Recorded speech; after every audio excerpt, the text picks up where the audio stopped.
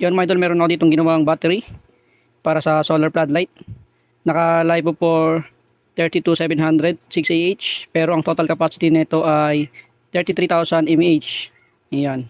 Para dito sa solar floodlight na ginagawa ko, in-upgrade ko to and ibebenta ko ng 1.3.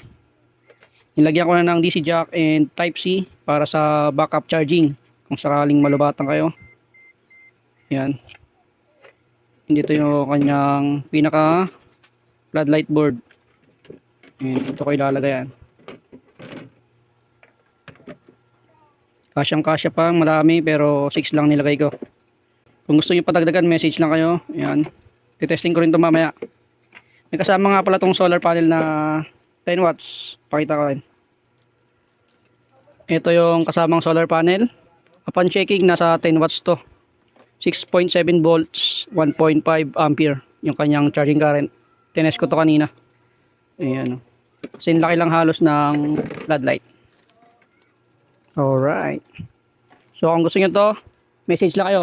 Yun lang mga idol. Salamat.